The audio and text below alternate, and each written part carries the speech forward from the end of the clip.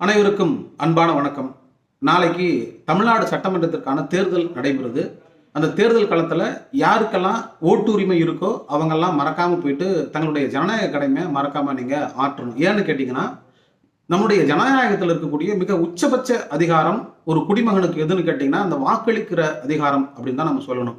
ஏன்னா, எவ்வளோ பெரிய பணக்காரராக இருந்தாலும் சரி, எவ்வளோ பெரிய செல்வந்தராக இருந்தாலும் சரி, அல்லது எவ்வளோ அதிகாரம் படைத்தவர்களாக இருந்தாலும் சரி, எல்லாருக்குமே அந்த ஒரே ஒரு ஓட்டு தான். எனவே இந்த சமமான வாய்ப்பு இந்த ஜனநாயகம் நமக்கு கொடுத்துருக்கு. அந்த வாய்ப்பை நீங்கள் பயன்படுத்திங்க. காரணம் என்னன்னு கேட்டிங்கன்னா, உங்களை யார் ஆள வேண்டும் என்பதை முடிவு செய்கிற இடத்துல நீங்கள் தான் இருக்கிறீங்க. பொதுவாக இப்போ யாருக்கு ஓட்டு போடணும், எப்படி ஓட்டு போடணும் அப்படிங்கிற அந்த சிக்கல் கண்டிப்பாக எல்லாருக்கும் இருக்கும். கொஞ்சம் பேர் பணம் கொடுக்குறாங்க, கொஞ்சம் பேர் பணம் கொடுக்கல, சில நல்லவங்களா இருக்கிறாங்க, சில சொந்தக்காரங்களா இருக்காங்க, சில பேர்லாம் இன்னும் ரொம்ப ஒரு மோசமான சிந்தனையால் சாதிக்காரன் அப்படின்னு கூட ஓட்டு போடுவாங்க. ஸோ இதெல்லாம் தவிர்த்துட்டு எப்படி நீங்கள் பார்க்கணும்னு கேட்டிங்கன்னா, அந்த கேண்டிடேட் அப்படிங்கிறது வந்து ஒரு ஒரு பகுதி அப்படி நம்ம வச்சுக்கிட்டா போதுமே. பொதுவாக எதை நம்ம கவனத்தில் வச்சுக்கணும்னு பார்த்தீங்கன்னா, இங்கே இருக்கக்கூடிய தலைமையை தானே பார்க்கணும். ஒரு தலைமை எப்படி இருக்கும் அப்படின்னு தான் நம்ம பார்க்கணும். ஏன்னா தமிழ்நாட்டில் இருக்கக்கூடிய 234 சட்டமன்ற தொகுதிகளுக்கும் சட்டமன்ற வேட்பாளர்கள் தேர்ந்தெடுக்கப்பட்டாலும் அவர்களை ஆளுமை செஞ்சு எந்த திட்டம் மக்களுக்கு தேவையாக இருக்குது, எது எதிர்காலத்திற்கு பயனடையும் அப்படின்னு எந்த தலைவர் முடிவு செஞ்சிருக்காரோ, எந்த தலைவரால் செயல்படுத்த முடியுமோ அந்த தலைமையை நீங்கள் தேர்ந்தெடுக்கணும். ஏன்னா இது வந்து ஒரு சின்னமோ அல்லது கட்சியோ ஒரு கேண்டிடேட்டோ அப்படிங்கிறது முக்கியம் கிடையாது. தலைமை தான் முக்கியம். எத்தகைய தலைமை, எத்தகைய கருத்துடைய தலைமை தேவையாக இருக்கிறது, எத்தனைய கருத்துடைய தலைமை நாம் ஏற்றுக்கொண்டால் நம்முடைய எதிர்கால சந்ததியினர் வளமாக இருப்பார்கள் என்பதையும் நாம் கவனத்திலே கொள்ள வேண்டும்.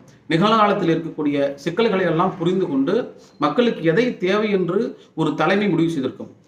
ஒரு கட்சி, ஒரு தலைமை என்று அந்த கொள்கை சித்தாந்தத்தின் அடிப்படையிலே யார் பயணிக்கிறார்களோ அவர்களுக்கு நீங்கள் வாக்களிக்கிற பொழுதுதான் உங்களுக்கு உண்மையான ஜனநாயகத்தை நீங்கள் உணர முடியும். எனவே உங்களுக்கு இருக்கக்கூடிய ஜனநாயக கடமையை நீங்கள் ஆற்றுகிற பொழுது எதை கவனத்திலே கொள்ள வேண்டும் என்று சொன்னால், நீங்கள் அங்கே லோக்கலாக இருக்கக்கூடிய ஏதாவது ஒரு கேண்டிடேட் நாம் போடுவோம், அவர் வந்து ஒரு மதத்தை சார்ந்தவர், அல்லது இவர் வந்து ஒரு பொறுப்பில் இருக்கிறவர், அல்லது இவர் வந்து வசதி படைத்தவர், அல்லது இவர் ஒரு சாதிய பின்புலம் கொண்டவர் அப்படிங்கிற எண்ணத்தோடு மட்டும் நீங்கள் வாக்களிச்சிங்க அப்படின்னு சொன்னீங்கன்னா தலைமை மாறி போவதற்கான வாய்ப்பு இருக்கிறது. எனவே தலைமை எது வேண்டும் என்பதை நீங்கள் முடிவு செய்ய வேண்டும். ஏனென்றால் தலைமை சரியாக இருக்கிற பொழுதுதான் மற்ற உறுப்பினர்களும் சரியாக இருப்பார்கள். அல்லது தலைமையே சில நேரங்களில் களமிறங்கி அந்த தொகுதிக்கோ அல்லது அந்த மக்களுக்கோ தேவையானதை செய்ய வருவதற்கான வாய்ப்புகள் இருக்கும்.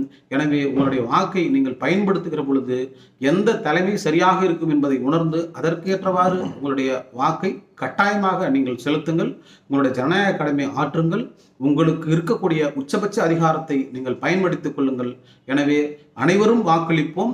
நம்முடைய தமிழ்நாடு சட்டமன்ற தேர்தலில் அனைவரும் பங்கெடுப்போம். ஒரு புதிய அல்லது மீண்டும் ஒரு நல்ல ஒரு